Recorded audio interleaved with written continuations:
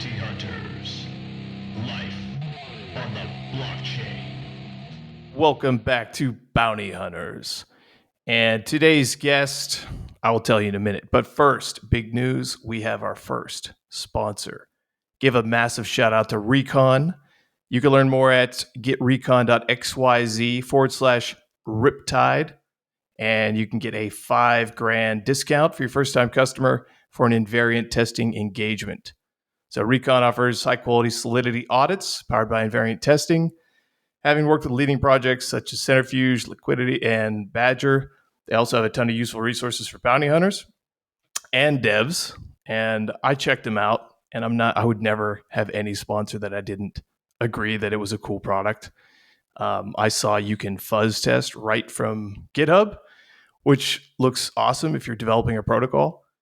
So bounty hunters, protocol devs alike, check them out, recon.xyz. And of course, mention Riptide.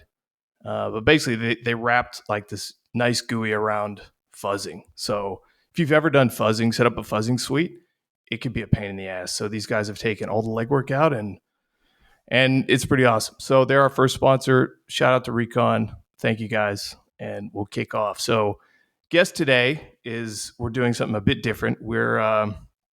We're using the opposing force to get their viewpoints, the auditors. So I have Tigran on, the man who previously was at Hexens, but is now with Certora. Welcome, sir. Hey, sir. Thanks for introduction. It's very great idea to have auditors here because I always listen to your podcast and it's really honor for me to be here. So thanks for inviting me. The honor's all mine, and I think it's great that we defined auditors and bounty hunters like we have different job scopes, but we're still looking at code. We're all looking for bugs. It's just kind of a different viewpoint in how we look at things, different time commitments, different budgets, different incentive structures. But we have a lot of commonalities, definitely. Yeah, exactly. And we are learning from each other, I would say. Absolutely. I know we see. I mean, how does a bounty hunter get started? I tell people, as what I did, is I just start reading audit reports. I think I read every Peck Shield audit report back in the day, and I didn't even know these bugs existed until I saw a more skilled auditor point them all out for me. Yeah, it's a great point to start. I guess I started likewise back then. Yeah, let me go over your background real quick. So, I looked at I think you had it up on GitHub. You have kind of some good background. You pinned a good tweet as well with kind of your background story. So you're a humble math PhD.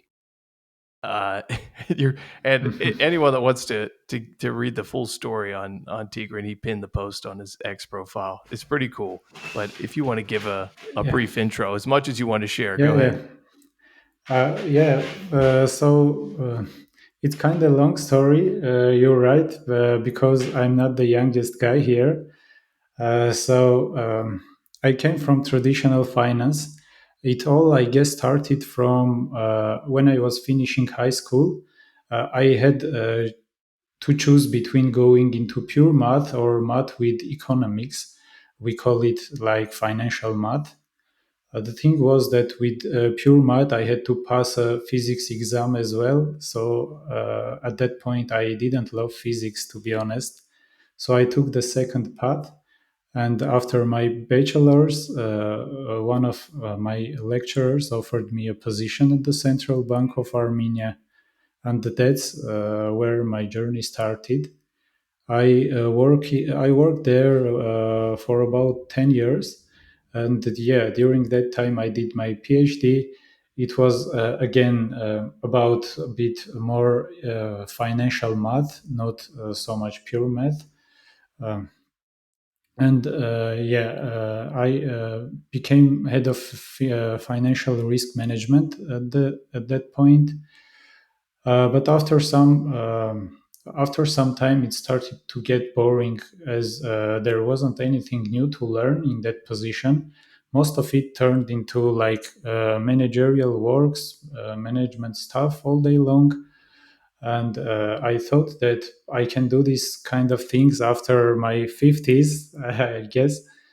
And yeah, during all that time, a lot of my friends were getting into development stuff, but to be honest, it never attracted me. But when I realized that I could do security instead of development, that was, I guess, the breaking point for me. And after that realization, it was around 3 years ago. I started learning Web3 security, and I have been doing it since ever, day and night, because I'm loving it. I guess it's the power that is keeping me motivated, let's say. That you're interested in it. Yeah, there's no other way. Nothing else, Hmm. right? Do you think so? You say you were at the central bank of Hmm. Armenia, and I'll just compare that to where I grew up in the US with the Federal Reserve, and they would have so many PhD economists on staff, which I thought was hilarious. It would be hundreds of PhDs all doing God knows what. And then I walked into some presentation one time down in at the Federal Reserve Bank in New York, and it was a Hmm. PowerPoint presentation by some PhD on staff there. And it was just, it seemed like a flexing session between him and all his other PhD buddies in math, just seeing how many Greek letters they could put up on the board just so they understand whatever the fuck they're talking about. I mean, I mean, it's like, it doesn't have to be as complicated as I think they try to make it. Yeah, yeah, you're definitely correct. And that sphere is not growing that much fast like ours, like the tech sphere. So I really what I like love what I learned from central bank is that managerial knowledge, let's say, because at the end of my central bank career, I was managing around 20 persons there. So maybe the most valuable thing that I took with me from the financial math, it was that math knowledge and the management knowledge. Yeah, no good skills if you definitely want to manage people. What about Hmm. any guy with a math PhD that goes into crypto and Hmm. you look at DeFi? Like, do you think it actually helps you identify bugs, or is the math really? I mean, from what I've seen, it's unless I look at Curve, I'm not that blown away by any of the math in a DeFi protocol. Unless you go to Curve, unless you start looking at Moon Math with ZK, maybe some exceptions. What was the other protocol? Was it Algebra, or that might have been another one? But in general, DeFi is basic arithmetic. Yeah, yeah. I felt like a lot of guys, even with not math background, they are understanding the DeFi or AMMs like formulas pretty good. So I wouldn't say that it's like you must have a math background. It's just a bit a helper in the beginning, like you are understanding all that formulas and stuff a bit faster, maybe, let's say. But at the end, yeah, you're correct. That deep math will be necessary, I guess, in the cryptography or other ZK stuff, PHE, or I don't know. Yeah, yeah, I agree. I mean, you're one of the guys that probably looks at a white paper and sees a formula, cracks his knuckles, kicks back, and just Yeah, can't wait to open that thing up. yeah. To be honest, I had one opportunity in the Hexens to do a research for the project, not a security audit, to research their white paper and introduce like a new solution. That was, yeah, pretty fun. That's cool, man. If you get the chance to use the skills, it's always good. So you bailed from Hmm. Hexens, and Hexens, I got to say, very good work. Uh, Mhm. the model there, just from what I could tell looking at the audit papers, I think a team of guys reviews it and then they kick it over to another internal team. So you get kind of two internal reviews. Is that right? Yeah, yeah, that's right. I think it's pretty And effective. yeah, as the results are saying, Hmm. yeah, I noticed that not like after everybody says that after Hexens audit, it is difficult to find something. So I guess it is saying yes. I don't know if it's got, if publicly, I don't know if there's been something where there's been a bug found that's been material on one of their audits. So that says something about the model. Do you know how that compares with other audit firms? I mean, there's so many.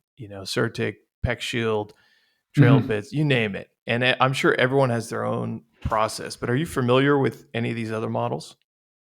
Oh, so now I'm working with Certora, and to be honest, like let's say that both companies are very great firms with really amazing professionals, so the customer can be like confident that their project is going through top-notch service, whether it is audits or in our case also formal verification and etc. But for me personally, the structure of the teams and working style here at Certora felt more like aligned with how I want to grow as a professional, and that's why I changed my like company. And I feel like here, when there are not so much people looking at the code. I think there is more room to grow when there are, like, let's say, a lot of people looking at your code with different seniority and twice. It's giving a good result, but I don't know. It's difficult to compare, but I felt like it's maybe can be a bit. Like more complex because the same result will can be gained with two great auditors, two three auditors doing the audit, and like doing with a good teamwork, let's say. So you're saying maybe at Hexens there's maybe too much oversight, too many people on an audit, Oh, like too many hands in it the cookie jar. it depends. Yeah, maybe because like it's a bit distracting sometimes. Hmm. Yeah. I can just imagine the pressure though. Who runs Hexens? What do you mean? Who's the CEO? Oh, CEO is Sipan Hexon 1337 Okay, username in Twitter.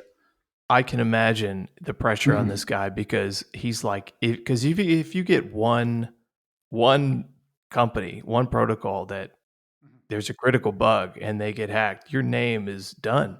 Your reputation's done. Yeah, yeah, it's really they are like taking this very seriously, and that's great. That's why there is no such cases after Hexen's audit. That's pretty good. And by the way, all the Mhm. bounty hunters listening, I think they offer like is it 10 or 20 grand on top of a bounty if you do find a bug in a Hexens project that they audited. So Oh yeah, they that's offer pretty cool. 20. Hmm. That's pretty cool.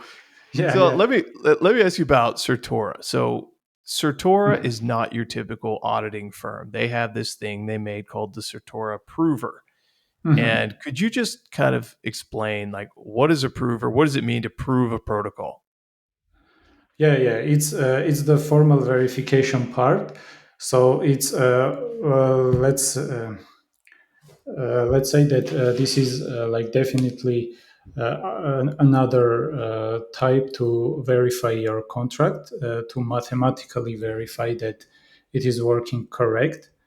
And there is different teams working on the formal verification and manual audits, but they mostly are like working with each other to give like auditors who know DeFi, that specific project very well. They are working with the formal verification team, like to give more interesting properties to check for the project. And they are like separate services, but combined with each other, it is like giving very, very good security, because sometimes it's really you can miss something doing manual audits, but if you have good properties set in the formal verification, it can like find very good issues there as well. And there are a lot of companies that are doing both of them, like formal verification with their team, and uh, like manual audits, and then they are combining everything. So, in my understanding, is the best possible like security service someone can provide.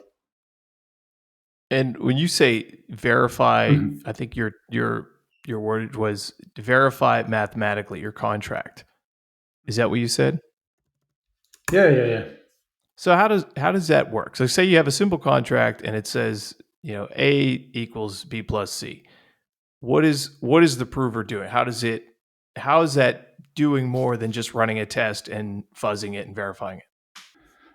So yeah, it like compares like you are giving the rules, like your project have these rules that it is working. Like the very, very simple example is that in ERC20 example, yes, let's say we have a couple of users, and they all their balance put it together is the total amount of assets, right?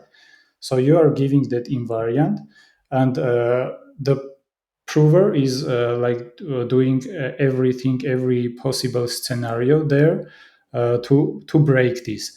If somewhere is this invariant is broken, this means that there is a bug somewhere. But if nothing is broken, this means that this is working correctly.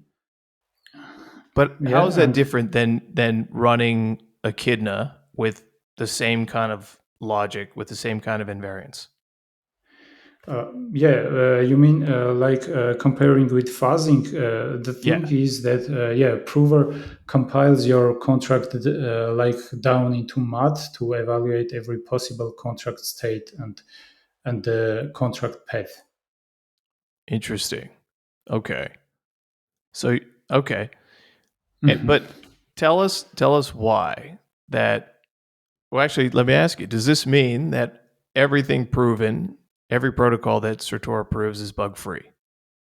Oh, it depends whether the all the properties were given correct, but I think the like manual audit is the part to be in the security as well. So I don't know. Can we like after any audit or something, can we say that the code is bug free? Usually not. No. Yeah, yeah, that's the case. But it's very it is very good tool to have, and combined with the manual audits, it's like very, very good results.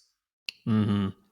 I know. I wanted to put that out there because I'd seen in the past where people see it's proved and they think that it's mathematically sound, bug free, and then once I did some research on it, I looked in it. It reminded me of when I see a test suite that doesn't ask the Mhm. right questions. If you don't have the right Yeah. invariants to prove, well, and I want to ask you about that. So when you're coming up with the invariants to check, do you work with the team on coming up with that, or do they just give you this is what we want and then you just implement it, or is it kind of like a cohesive method use? Yeah, they like already have a lot of great like properties to implement there, but you as a let's say second eye, not like reading anything in detail to not be biased on anything. You are like in your DeFi understanding or some project understanding. Let's say you are very good at Uniswap, like AMM's part, right? So you are giving the all the properties or invariants you think that the this specific project needs to have, and combined they are combining this everything and running the prover. Mm, okay.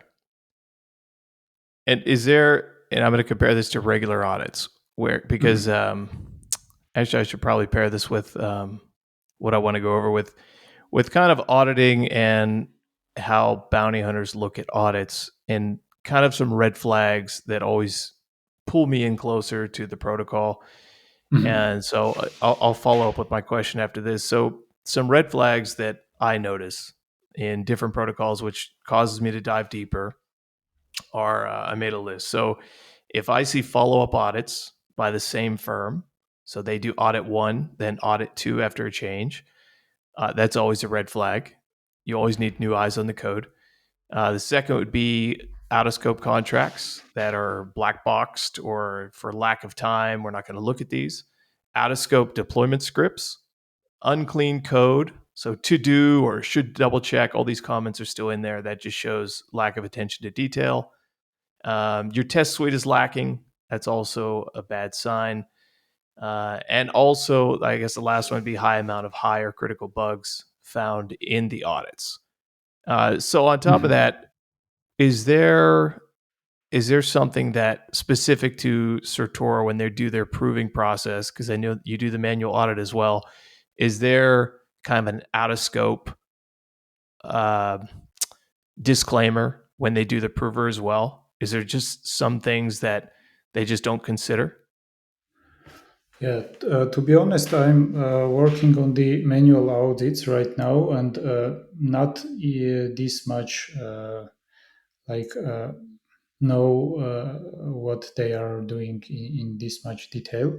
But I think, yeah, there can be like projects that are not so much um, calculations there being done, and the formal verification can be done like easily, and the opposite, like if there is complicated with math, a lot of math formulas, IMMs, or some yield generation protocols. In these cases, I think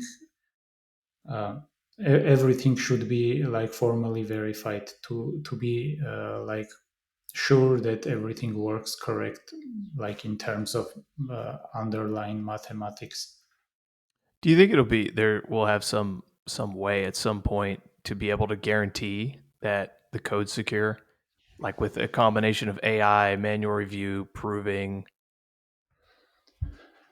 Um, I think yes. I think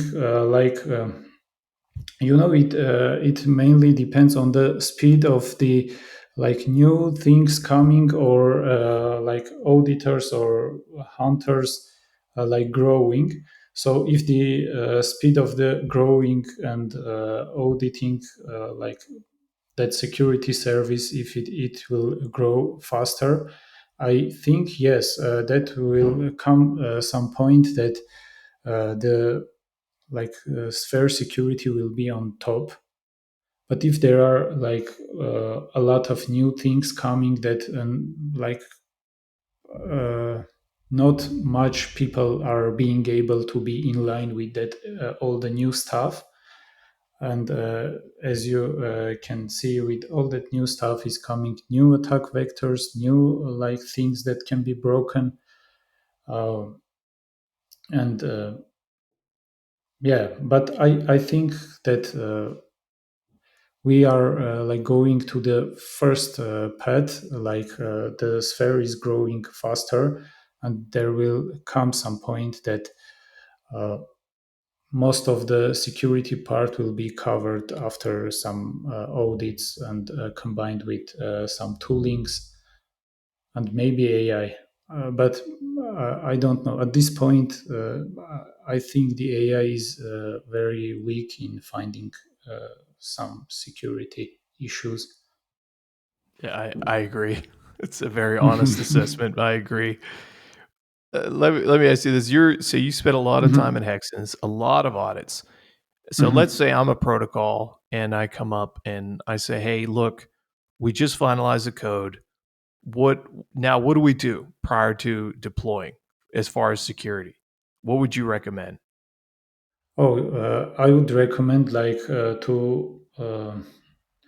to do a couple of audits with different firms. They can do even contests because nowadays there are very good professionals in the contest platforms that are not working full time in some firms, but are like doing full time contests and are very good at it. So I think the best possible way will be like going to the contest after it going to the security firm doing audits uh, and maybe at the end having the bug bounty launched in some platform. So I think yeah, how much the protocols funds like can protocol uh, like give money to the auditors. They need to do that as much as they can. So you think that they should go to an audit firm first and then do a contest? To be honest, didn't I haven't understand what will be the correct like order, first contest then audits or opposite. But I do really believe that there is not much difference there, because there are like in the contest there is a lot of guys looking at your code trying to find something.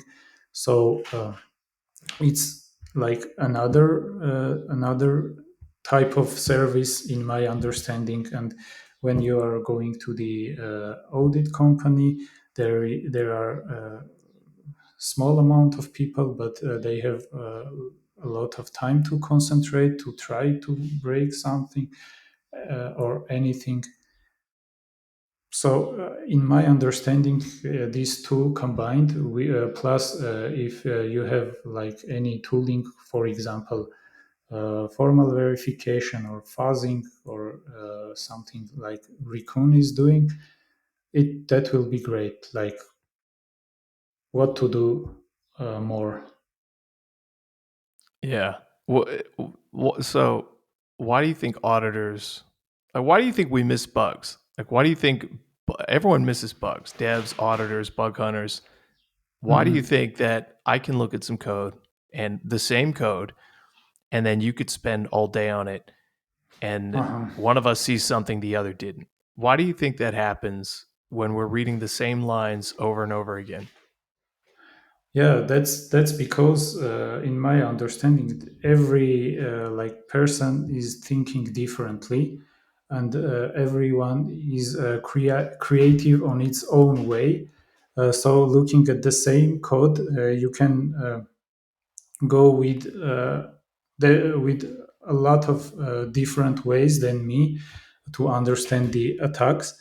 But if we have like let's say a lot of time, uh, let's say for a couple of lines or one function, two functions, like a month. Maybe at the end we will end up having everything the same, but with in different order, let's say, because you will start thinking from the uh, other side your attacks. I will start my attacks from another side. But if we have a lot of times at the end we will end up having the same result, in my understanding. So Maybe, that's the maybe not. yeah. Uh, I think the thing is in the timeline. So if we have 1 week, there are people that are like bounty hunters always. As I saw, they are not going so much line by line, but they are like taking all the functions where the user is interacting or can interact and trying to break them first. And if we have like very short period of time, the bug hunter will definitely find the more juicy findings than like traditional auditor. But uh, when doing like in traditional auditing in firms, uh, you just need to like provide and you need to like find all possible issues there. That's why they take a bit longer time to be able to think about everything in this protocol, about every attack, about each scenario, even giving recommendations like informational issues, because something like now can be considered as best practice like informational issue. But if the project has no that best practices and in the future there is some update, and the informational issues nowadays can become like highs and criticals in the future. So this is a bit different mindset, I guess.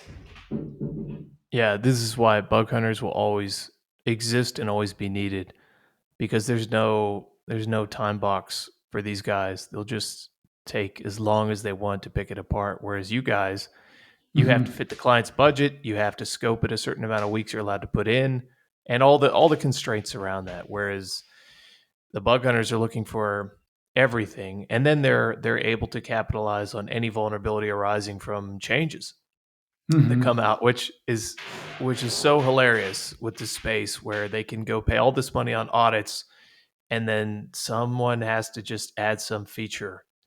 Like right Yeah. when they're done auditing, some dev has to change some shit, and it just I compare this to, I remember getting in this industry, and I think one of the Yearn guys was, I heard he was from aerospace engineering, where you Mhm. have to test the code so much. It has to be rock solid because you can't update it. And the guys now, I mean, let's put it behind some proxies. Let's just constantly update. Here's a new version. And you're Yeah. really not putting it through the ringer as much as you should for the amount of value that's at risk. It's incredible. Mhm. Yeah. Yeah. Yeah, I don't even know what to say about it, but that's the state that we're at, and then that's why I think all of us working together is great. How, like, when a protocol pays for an audit, because my Mhm. God, I've seen some shit audits out there. There's the GPT audits. Before the GPT audits, there were Slither audits. You know, Yeah. like, how, if you're a protocol dev, how do you know that you're even getting your money's worth? And this isn't brand name specific. I'll tell you that right now, because I've seen, I won't shame anybody, but I've seen big brands out there that use the brand. They put a new guy on it, and he's representing the brand, and they're Mhm. paying the same price for this guy, and yet the audit is not great. So how do you know you're getting a good deal? How do you know you're getting your money's worth when you pay these audit prices as a dev? Yeah, that's a really great question, because I believe if the dev is not in the Twitter, like in our space in Twitter, not following us, maybe he even wouldn't know which one is good, which one is bad, because like you as a dev you can't just go over each report from all the companies and understand which one is good, which one is bad, right? uh, Even as you said, someone can use their uh, name and give the audit to the like junior person who will not do the audit well. I think the mm, like the solution is just for devs to be to follow all of us, because we are like speaking about everything in Twitter, and if there are such cases, there were always we can find someone who will post about this, who will shame someone. So the best possible solution, I think, is that to be active in the security space, to like to follow our security space. Hmm. And if you got an audit result and it had no bugs, does it mean your code is really secure or the auditors didn't even do the job? That is the question. Oh Dev's ego, the dev's yeah. ego is like, oh yeah, I'm the best. I have zero bugs. Yeah, I think if I were a dev, I would be very sad, because the yeah, it's maybe your last money you gave them to find something and there is nothing. But after this, I think you definitely need to like go over another audit, but maybe you have not money. I don't know. This is. You always have constraints, right? Mhm. And you didn't mention private audits, like solo auditors, because I think there's an issue when you make a brand and Mhm. and then your audit company starts gaining ground and you get bigger and then you're probably not doing the audits anymore. You're hiring guys to do it. And eventually, if you don't run a very tight ship, quality goes down. And so I think the solo guys, I think they shouldn't be overlooked. And it's some of the guys that knock it out on bounties or contests and they do individual reviews because it's you're representing your brand. And Mhm. if you're hacked, I mean, that's it. But the bigger you are, I see it a lot, unless it's run properly, it's you just can't guarantee the same quality. Yeah, yeah, exactly. And But that's tough, you know, man. here, yeah, here you can think like this way. Let's say you're a developer, you have the project you have written, and you have a very small amount of money. You can't like go to the and hire the firm. But what is better, to go to the solo auditor with cheaper like value, or to do nothing? I guess it's at least better than to not go over any audit. Something's better than nothing, but also you don't want a false sense of Mhm. security as well. Yeah, yeah, yeah, exactly. Because if you are like planning to run your project long and not being hacked, yeah, you need to find funds from somewhere and go to uh, to the audits, because uh, otherwise you will end up giving all your money to the black hats. So why are you start even? Do you have protocols that you've seen where you're just like there's just red flags going off left and right, like you're seeing the code and thinking that they're coding this thing, they're vibe coding it. They're coding with no regard to security. Yeah, yeah. I worked on such a project. I guess a year ago, maybe. You could find like criticals on every line of code, and it was very bad. To be honest, they even were audited before our audit, and we asked them the previous audit report. The previous auditors also like found it a lot of criticals there.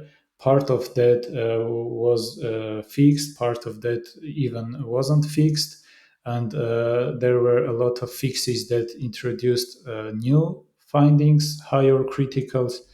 Yeah, that was the worst one I have done. Because even you, when doing the audit of such a project, even you are starting to like think, maybe there is something else, maybe there is something else, because uh, after some point you are not like taking this serious. Is it like seriously so much bugs here? And like it is becoming to write code from zero, like doing developer job. Yeah, and two things with that. I've done a review of a couple of projects where I had to clarify with the project. It was external functions that they should have been only owner. Just really really basic criticals like that, and I just couldn't believe that they were looking for security reviews at this point. And Mhm. and then I've read other audits where there's so many findings, and it's almost like the team says, "Hey, let's not worry at all about security. We'll just get an audit and have the auditors tie everything up. So every possible thing, like zero concern for Ah, security at all." I've seen that too, and those are the ones I worry about because I look at it and I'm like, well, this just shows you don't give a fuck. And when you make a change, it may be rock solid now. Maybe Hexens did a great job, but if these guys are in charge of the protocol going forward, that's such a huge red flag. yeah, yeah. I think this is very, very important topic in our sphere, because that's maybe the starting point we need to improve in our sphere, in my opinion. Because I have been a triager in the Remedy Bug Bounty platform, which is the Hexens bug bounty platform, if you heard about it. And yeah, I can say that it is the most problematic part in our sphere, because I mean, there are a lot of projects that it's just a marketing thing for them, like saying they have a bug bounty, or they done audits here and there, or putting in the docs, like in the audits folder, their audits, and trying to use it maybe to raise some funds, but actually not caring about security. And I think, yeah, they are not gonna make it, and they should like change their mindset, because I've seen I've seen projects that are like opposite. They have bug submission on them. They and sometimes their developer even assigns the report faster than the triagers, because they are very curious what the issue was found on their project, and they are like immediately reading it, wanting to understand what issue they have missed. And I think at least it should be an average of these two types of projects in our space. Hmm. Yeah, I agree. Yeah, you made me think of a hilarious story about this. Is I was at ETH Amsterdam, I think in 2021, I don't know, 2019, one of those times, and I'm at the hackathon, and I'm at this desk, and the Solidity dev is next to me, and we're talking about whatever, and he's like, oh, they hired me onto this project, blah blah blah, and he says the guy behind me is the CEO. Okay, great. I'm doing the hackathon, and the CEO's on like this headset, and he's talking with some investor. And I shit you not, right? The guy says, I overhear this, says, well, yeah, no, is it secure? Yeah. You see the audit down there at the bottom? That means it's 100% secured. And I'm laughing. Me and the devs looking at me, man. We're having a laugh. But this is true, man. They'll put up a bounty, they put up whatever signals, and I get it, man.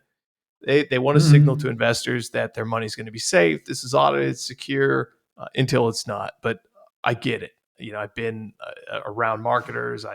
You want to run a business, you want to pump it up. I understand. It's not the right way to do it, but man, it's it's always going to be an issue, man. These I don't know what to call them, dirty bounties, where they're just up Yeah. there, and then you get the programs. We got that other problem with just not paying. I'm going to call them dirty bounties. Mhm. Yeah, yeah, exactly. Yeah, what do you do, man? So, Tigran, we met in Bangkok. Am I right? Mhm. Where you put me Yeah, in an arm you, bar immediately. you said me that my avatar, this Venom one, is aggressive. I said After it was that, terrifying. yeah, yeah, yeah. I like I'm remembering it any time I saw your tweets in the Twitter. But to be honest, I can't make the AI to make my avatar a bit like kinder or not so much aggressive. I Every think you time made I it more like put, aggressive. yeah. Oh, that's But cool, I'm man. not so much aggressive. I like put my aggression on the mats in the sports I'm doing. So in the life, I'm not so much aggressive. What was your method? Because like I look at, I couldn't Mhm. do auditing. I think it's just not for me, right? If you're, let me ask you this: what was the longest assignment you were on? The longest engagement? Oh, it was, if I'm not mistaken, 6 weeks. Six It was weeks, a same code yeah, base. yeah. It was a huge project. Like they have their AMMs, their stable coin, so everything. How do you kind of lock in and bring that same hunger to work every day? Like say the protocol is boring. Like say you don't want to look at that type of stuff. Say you're really interested in some obscure new idea and this is a fork of something, but you that's your job. You got to crank on it for whatever amount of weeks. Like how do you do that every day? Do you have some sort of method? I know you use BJJ to kind of get that energy out, but like how do you do it?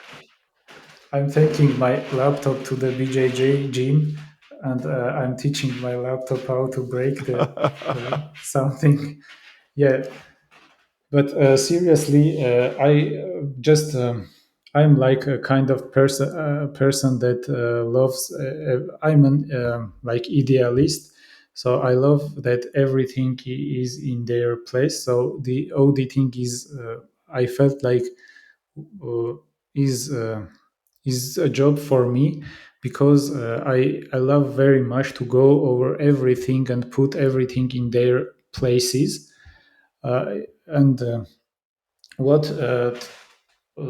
keeping me motivated is the mindset that I always think that there is a bug and I should find it because like the CTF, you know that there is bug, right, and you need Hmm. to find.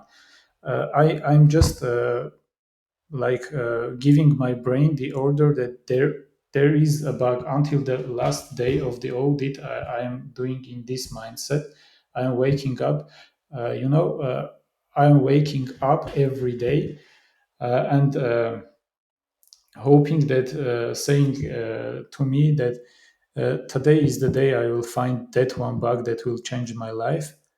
And every day I am waking up with this mind. I swear, like I love it. I'm going to that one bug that will change my life. And in every project, in every protocol, every day, I'm searching this and trying to find this one bug.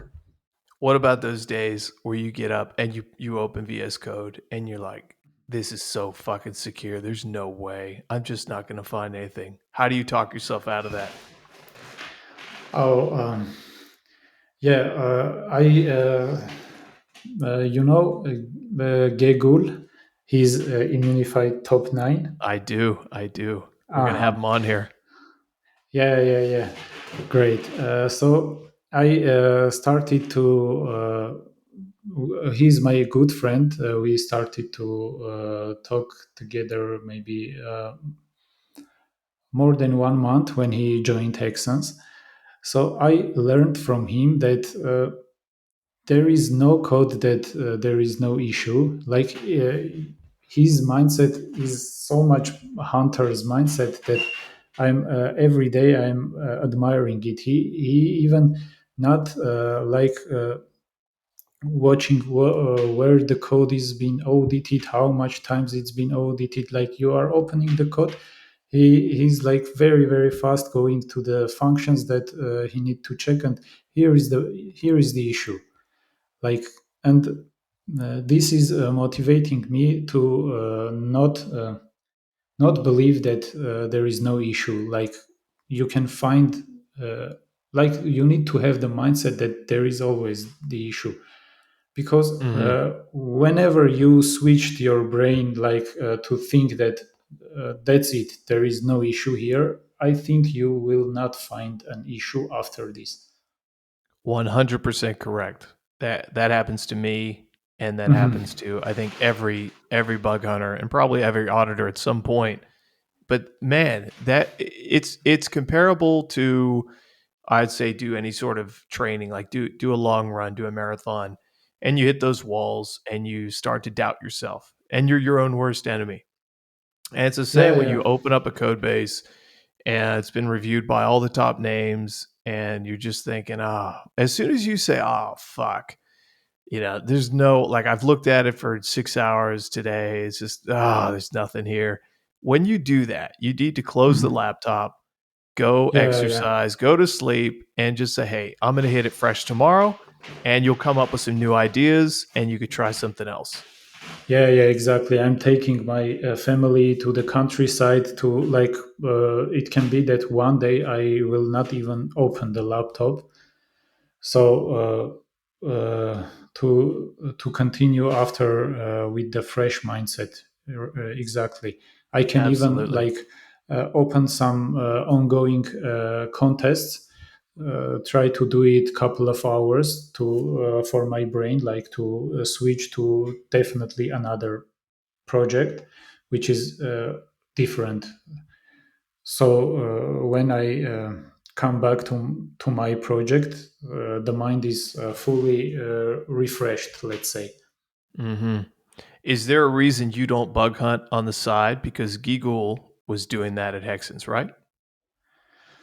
Yeah, to be honest, we with Gegul started to do contests, but not full time, because with the full time job, it's not easy to compete full time in the contests, because the for me, like, and for him, the priority is our full time job, and we are doing like in the weekends a couple of hours just for that purpose, to like distract from our everyday project, to like uh, brainstorm with together with another ideas with different attacks, and like refresh our minds, and that's it.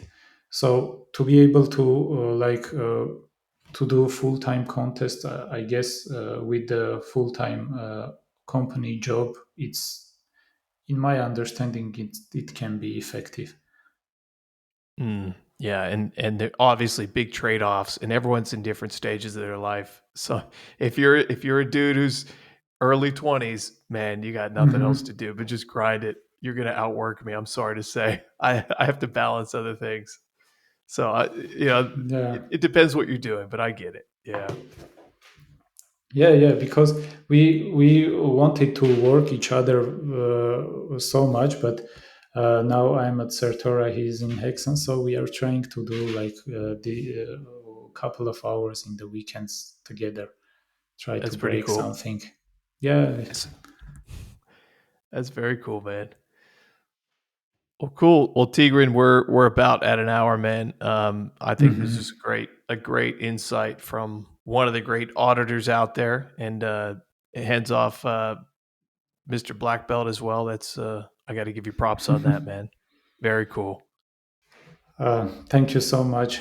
It was a really pleasure for me. I enjoyed every minute of this podcast, and Every it's a fucking honor. second. Yeah, Awesome, yeah. man. Thanks for coming on, man. To everyone out there, just want to say we also have another deal with ImmuneFi now. If you are a dev and you have a protocol and you're going to launch a bounty or an attackathon, hit me up. I'll give you a referral code and then help support the podcast that way. Also, if you're not in the Discord, please join. We talk about all kinds of bug hunting stuff in there, share alpha tools.